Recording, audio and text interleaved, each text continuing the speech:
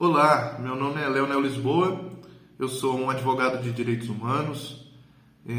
Eu fiz a graduação e o mestrado na UFMG, onde eu estudei Direito Internacional Contemporâneo. Hoje eu trabalho com direitos humanos em empresas, com processos de due diligence, que são processos de devido cuidado das empresas com direitos humanos e com sustentabilidade global. Eu apresento aqui nesse vídeo uma comunicação breve do meu artigo para esse congresso Direitos Humanos ao Meio Ambiente, o reconhecimento e implicações para os negócios. Vou apresentar aqui dividindo em duas partes, que é também a divisão do próprio artigo, o histórico até o momento atual e o momento atual e suas implicações para as empresas. Primeiro, quero reconhecer aqui que a gente está falando de reconhecimento do direito humano ao meio ambiente limpo, saudável e sustentável de uma perspectiva atual do direito internacional, Isso parte de uma epistemologia ocidental, e ocidentalizante, que saiu se espalhando pelo mundo. Essa visão de separação entre o natural e o cultural, é uma separação entre o humano e a natureza, como se essas coisas fossem separadas. Então essa visão meio separada é muito diferente de outras visões que existem no mundo. A gente sabe muito bem que as pessoas que estão nesse planeta aqui, muitas delas que têm formas de vida mais tradicionais, ou povos indígenas e comunidades tradicionais, ou diferentes religiões, linhas filosóficas que falam de uma noção muito mais integrada entre o humano e a natureza, sem fazer essa separação aqui que a gente faz na epistemologia ocidental. Contudo, eu tenho que reconhecer aqui que esse artigo parte dessa separação, porque ela é também um fato no comportamento dos estados e no comportamento das empresas internacionalmente. Por isso que a gente está falando aqui. Esse processo é um processo de reconhecimento dessa integração, ou até de reintegração do ponto de vista epistemológico, que está acontecendo agora em 2021, 2022. Mas vamos lá. Esse processo de discussão das questões ambientais internacionais é longo, mas vale mencionar dois pontos aqui importantes.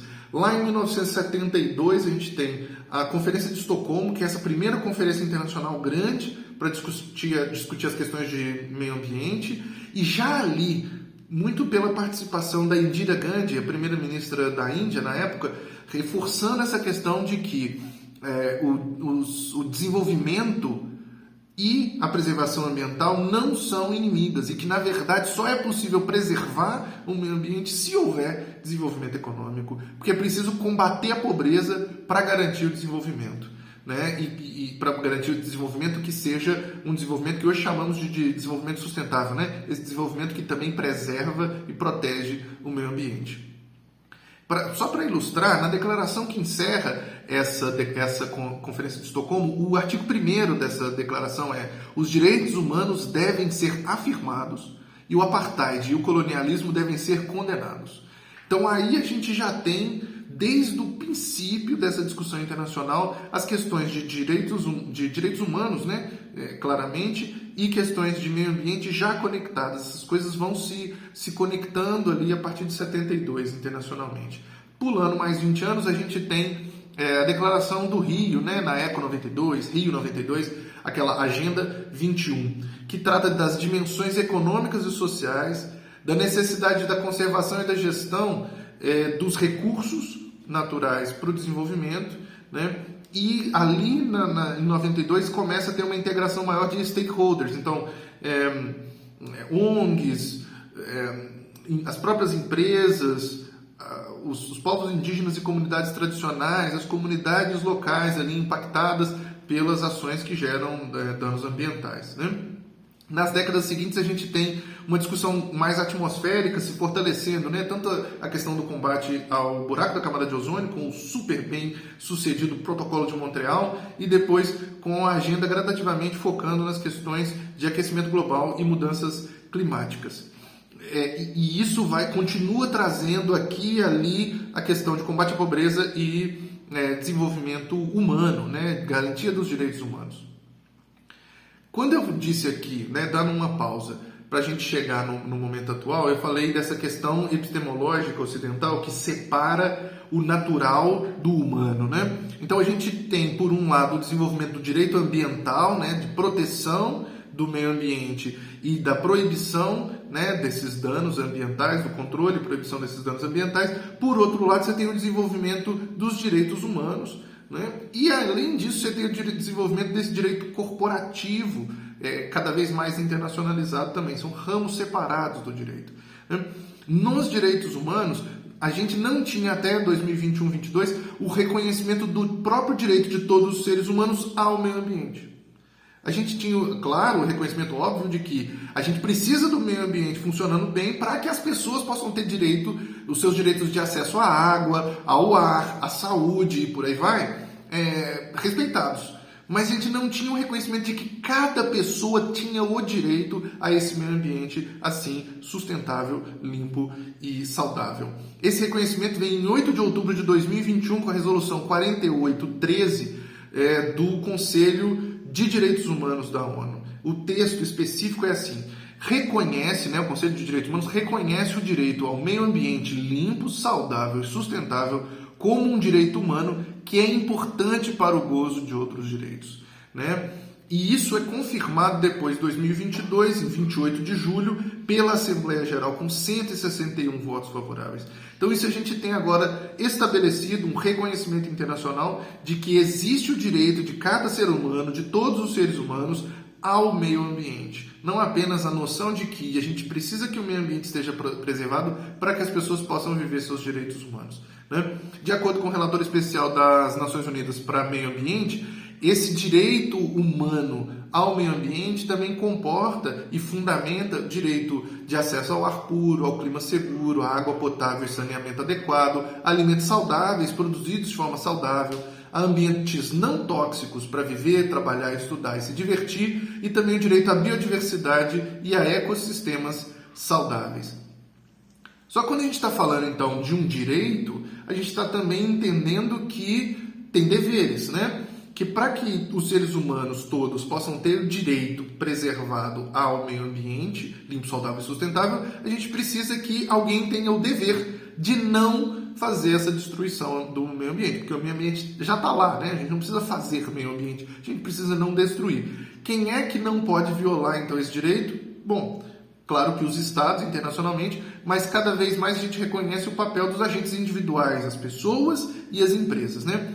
Tem um parágrafozinho do Policy Brief 3º desse relatório especial que eu vou ler aqui numa tradução livre, né? Corporações e outros atores estatais são responsáveis por uma série de abusos de direitos humanos em todo o mundo, incluindo aqueles que impulsionam as crises globais de clima, biodiversidade e poluição, por meio de atividades como desmatamento desenfreado, produção de produtos químicos e plásticos, exploração de combustíveis fósseis e outras atividades extrativistas de larga escala. As empresas que operam na economia global colocam rotineiramente em risco o direito humano a um ambiente limpo, saudável e sustentável. Então você vê que essa discussão sobre a preservação do meio ambiente vai se voltando cada vez mais para quem, na verdade, tem a maior capacidade de poluição e destruição, que são as empresas. Para a gente falar de empresas, a gente precisa lembrar dos princípios orientadores para empresas e direitos humanos de 2011, adotado pela ONU, né? Então, esses princípios, o 17 a 22, estabelece o que a gente chama de due diligence, né? O devido cuidado, a devida diligência. Essa obrigação das empresas de conhecer e cuidar os seus impactos, dos seus impactos potenciais e reais nas suas operações e nas suas relações comerciais. Veja que isso aqui exclui a possibilidade da empresa dizer: eu não sabia que meu fornecedor violava direitos humanos, eu não sabia que essa minha subsidiária fazia isso, né? Isso estabelece uma obrigação. As empresas têm que conhecer os seus próprios atos, os seus próprios impactos, né? Em matéria de direitos humanos especificamente, né? Você tem aí avanços também de várias legislações que estão pipocando por aí. Eu vou citar aqui algumas. Por exemplo, a Lei de Escravidão Moderna no Reino Unido em 2015 e na Austrália em 2018, depois em 2019 a Lei de Combate ao Trabalho Infantil, né, na Holanda. E por outro lado, você tem estabelecendo uma obrigação mais geral de due diligence de direitos humanos, de devido cuidado de direitos humanos, na França em 2017 e na Alemanha em 2021. Mas o mais importante agora é entender como essa discussão está se expandindo para o âmbito da União Europeia como um todo. Né? Você tem um projeto de diretiva que é um objeto legislativo, né, que, quando aprovado, vai obrigar todos os Estados europeus a ter legislações internas, obrigando as empresas a realizar due diligence de direitos humanos. Mas veja só, é de direitos humanos e meio ambiente. Então, esse processo de integração que eu mencionei, reconhecido pelas Nações Unidas, também está influenciando a discussão legislativa dessa produção normativa comunitária no ambiente europeu. Você tem aí, então, na proposta de diretiva 2022/0051, no código dela, o estabelecimento de que as empresas, né, um pouquinho, artigo 21 ali, né, estabelece que as empresas de maior impacto, no artigo 22 estabelece que as empresas, mesmo de menor tamanho, mas que são setores específicos de alto impacto, como produção de vestiário, agropecuária, pesca, produção de alimentos e bebidas, extração e beneficiamento de madeira, minerais, petróleo, derivados e o comércio em larga escala desses produtos, tem que passar por due diligence de direitos humanos e meio ambiente. Então, nós estamos integrando essas coisas, né? As obrigações, então, resumindo bastante o que aparece nessa diretiva, é de integrar direitos humanos, de integrar esse devido cuidado, essa due diligence de direitos humanos e meio ambiente, uma coisa só. Isso agora, né, de acordo com o artigo 28. E de acordo com os artigos 29 a 32, isso tem que identificar os impactos potenciais e reais adversos sobre direitos humanos e meio ambiente.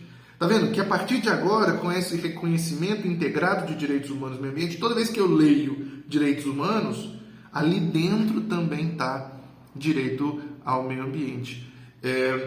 Prevenir e mitigar esses impactos potenciais, artigos 33 a 37, cessar e minimizar os impactos reais, as obrigações do artigo 38 a 41, estabelecer mecanismos de reclamação, os grievance mechanisms, né, no artigo 42, monitorar a efetividade desses processos de due diligence, artigo 43, e comunicar isso externamente, né, tornar público os achados e os acompanhamentos dos impactos sobre os direitos humanos e sobre o meio ambiente. Então, aqueles estudos de impacto ambiental e os estudos de impacto social e de direitos humanos cada vez mais vão se integrar e vão ser tratados de forma pública pelas empresas. Isso é uma obrigação que está sendo estabelecida cada vez mais com base nas preocupações dos clientes e dos investidores e credores das empresas. E esse aqui é o recado final desse artigo, né? Tem muito mais detalhe, você pode ler o artigo para ver os detalhes dessa discussão, mas aqui o que eu gostaria de deixar marcado é que esse processo internacional longo de reconhecimento da proteção ao meio ambiente, disso vinculado aos direitos humanos, que a gente chega hoje nessa reintegração de conceitos, né, de ver as questões de direitos humanos e meio ambiente como uma coisa só, é muito importante. Porque, a partir de agora, nas discussões legislativas, nas discussões judiciais, nas discussões administrativas, quando a gente vê escrito direitos humanos, a gente vê escrito também meio ambiente. Então, agora, esse processo vai impactar interpretações judiciais, vai impactar novas produções legislativas por todo o mundo. E, como eu mencionei, os grandes poluidores são, na verdade, em geral, as grandes corporações internacionais. Então, isso impacta muito, muito fortemente como as empresas, a partir de hoje, já planejam as suas ações e já controlam as suas atividades. Porque uma empresa que gera impacto sobre os direitos humanos, e isso inclui, né, impacto sobre o meio ambiente e vice-versa, a empresa que gera impacto sobre o meio ambiente, como isso gera impacto sobre as pessoas, isso então obriga as empresas a tomarem decisões de negócio, de controle desses riscos cada vez mais severos, para que os seus clientes, os seus investidores, os seus credores reconheçam e não punam essas empresas. A discussão de uma punição judicial também é muito importante, mas isso ainda não avançou muito e não é objeto desse artigo aqui. Esse artigo está olhando muito mais para a influência de como essa percepção, essa mudança de interpretação influencia o próprio comportamento das empresas já de forma direta. Bom, muito obrigado por ter me ouvido até aqui. Mais detalhes no artigo inteiro. Até mais.